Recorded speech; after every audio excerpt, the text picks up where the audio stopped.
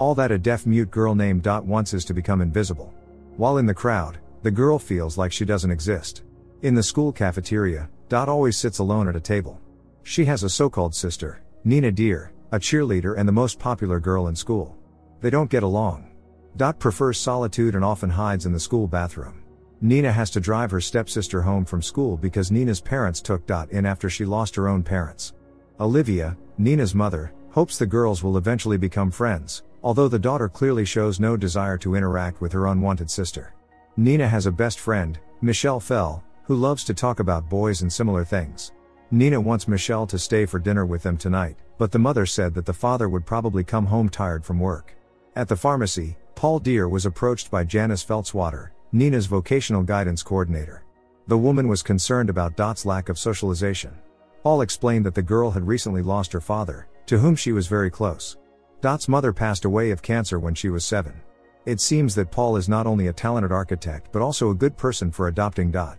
After getting medicine for his wife, the man wished Janice all the best and left. At home, Nina asked her father to give up Dot. Ignoring this, Paul complimented the daughter's appearance. While her father went to the living room, Nina took the medicine out of the bag. It was a powerful painkiller. Nina steals the pills secretly from her parents.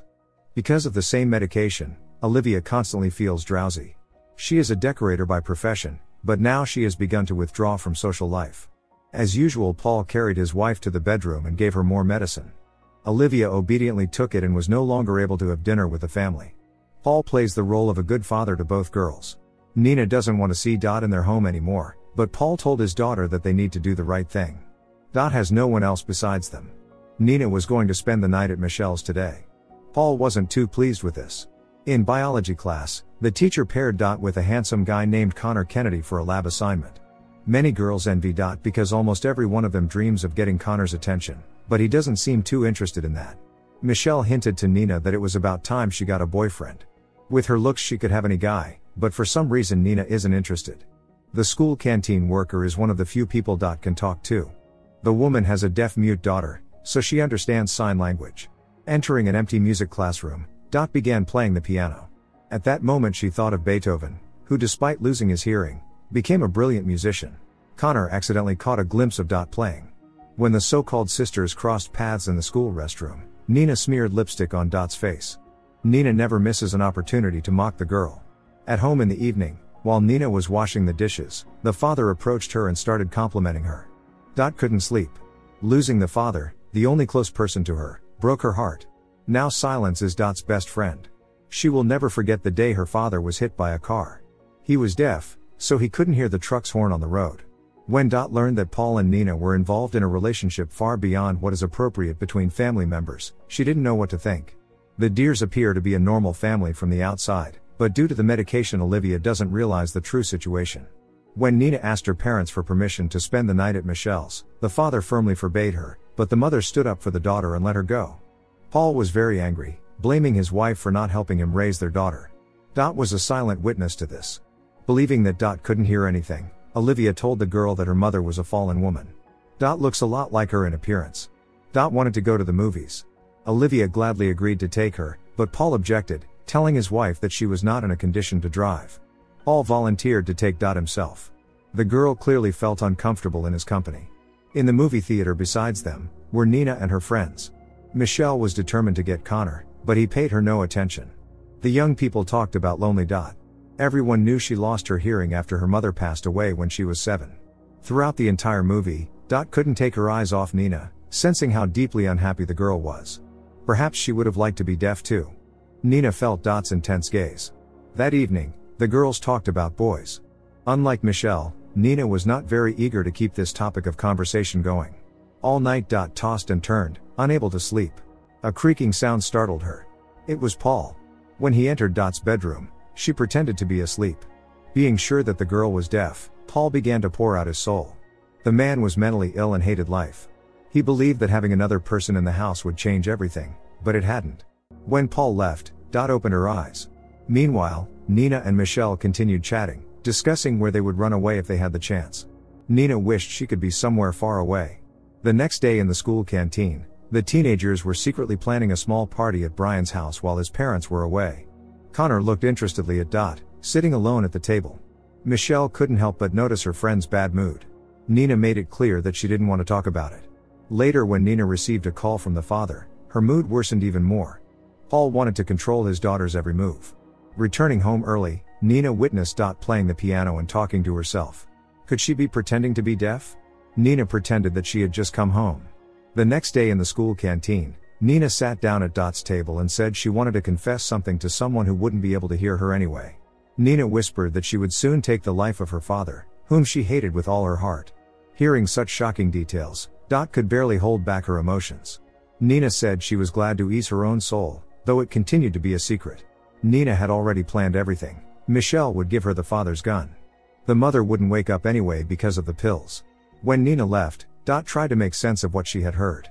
For some unclear reason, Connor felt drawn to Dot, who often stayed alone in the music classroom, playing. One day he gathered the courage and approached Dot, expressing admiration for her playing. The girl simply handed him the completed lab work and left. That evening, as the Deer family was having dinner, the doorbell rang. Nina thought it was Michelle, but she was surprised to see Connor at the door, who had come to see Dot. At first Paul thought Connor was Nina's boyfriend. But when Connor explained that he was working on a biology lab project with Dot, Paul immediately relaxed. The doorbell rang again. This time it was indeed Michelle. Dot noticed the girl handing Nina a small package. Could it be the gun? When Michelle learned that Connor was here, she began to flirt with him actively. Connor suggested to Dot that they go to the library to study. The girl was confused but eventually agreed, which clearly displeased Michelle. Nina was outraged that the father so easily allowed Dot to leave with a guy he was seeing for the first time. Nina had no such privileges. In reality, the young people didn't go to the library but to a cafe. Connor tried to explain to Dot that he needed a good grade in biology to get a basketball scholarship. When the waitress came over, Connor said that his companion was deaf but could read lips if spoken to slowly. He was drawn to this girl. Meanwhile, Michelle and Nina were doing their nails in her room. They were interrupted by Paul, who wanted to see his daughter right away. He didn't like that Michelle was staying so late in their house. Nina asked the friend to leave. Michelle reminded her that they were planning to party at Brian's house after midnight. When Nina said she couldn't go, Michelle took offense at her. Connor decided to confide in Dot, certain that she couldn't hear. Many people believe that Connor is popular with girls, but in reality he is very shy. Moreover, Connor has never had a girlfriend. At home, the first thing Dot did was check Nina's backpack, but inside there was no gun, only video discs. Dot overheard what was happening in Nina's room. Paul was there. Dot deliberately broke a statue in the hallway to make Paul stop. Nina went to clean up the shards, knowing that Dot had done it to help her. The girls cleaned up the shards together. Paul and Olivia already seemed to live in different worlds. Due to the pills, the woman was becoming increasingly detached from reality. At night Nina cried. When someone hugged her, she didn't expect it to be Dot. This time Nina didn't push her away. Nina still pretended to believe that Dot was deaf. The girl said that she would carry out her plan tonight, hinting that Dot would be considered an accomplice if she could hear. Later, Dot called Child Protective Services but couldn't bring herself to say anything. Soon the school basketball competition took place. Connor was one of the best players, while Nina led the cheerleading squad. Dot could see how depressed Nina really was. After the game, Connor approached Dot in the hallway. Unfortunately, his team lost today. The young people went to the school swimming pool. The guy poured out his heart to Dot again, saying that he was thinking about her more and more. Connor turned out to be a sensitive and vulnerable person, which contrasted with his appearance. Olivia told the husband that Paul seemed nice to her. He would be a good match for their daughter. These words angered Paul. Not suspecting that Dot could actually hear him, Connor continued to open up to her. Passion arose between them right by the pool. When Nina returned, the father gave her an expensive handbag. Nina thanked him, not revealing her true feelings. Looking at the clock, Dot hurried home, leaving Connor confused. Does Olivia suspect what is happening between Paul and Nina? Even if she does, she doesn't want to accept it. Nina is on the verge of harming the father but is trying with all her might to restrain herself. With a loud slam of the door, Dot returned, but Paul didn't care. Suddenly Nina told her father that she was pregnant. Of course Paul was not at all happy with this news. He asked his daughter what she planned to do about it. Nina replied that she had already found an anonymous clinic but needed $1,000 in cash for it. Naturally, Paul was willing to do anything to solve the problem. Dot overheard this conversation. That same night, Nina came to Dot's room and lay down beside her. The sisters were no longer enemies. In the canteen, Connor invited Dot to the school dance, but she refused. The cook, who knew sign language, conveyed to him that Dot preferred to be alone. Connor was very upset by the rejection. Seeing this, Michelle was furious. Why did Connor choose a deaf, unremarkable girl? Before the school dance, Nina brought Dot one of her dresses and shared her plan to run away tonight. The $1,000 would be enough for her to start a new life far from here. In reality, Nina had lied to her father about the pregnancy. She just didn't have any other choice. This time Nina put Dot's lipstick on nicely. But the girl didn't want to go to the dance and wiped off the lipstick. She didn't care about Connor's feelings. Nina called Dot a mystery. No one knows what's going on inside her. Paul found feminine hygiene products in Nina's room and realized that she had lied about the pregnancy. Later, he demanded an explanation from her. Their argument was briefly interrupted by music. It was Dot playing the piano downstairs. Paul couldn't understand why his daughter had done this to him. He was so scared, never thinking that Nina was capable of lying. Dot was crying as she continued to play, hearing Nina's screams. Dot couldn't leave things as it was, so she tore a string from the musical instrument and headed toward Nina's room. Olivia also heard the screams, but she didn't try to do anything. Dot sneaked up on Paul from behind and attacked him, yelling at him to get away from Nina. That's how Dot took Paul's life. At first Nina was in shock, crying. Now she no longer hides the fact that she knows Dot's secret. Olivia entered the room, not fully understanding what was happening due to the effects of her medication. There was a knock at the door. Michelle had come by to pick up Nina. The girls quickly tidied themselves up. As they left the house, Nina, who had calmed down, said that they needed to get rid of the evidence. Michelle and another girl, Fiona, were drunk. They were going to have a great time at the dance.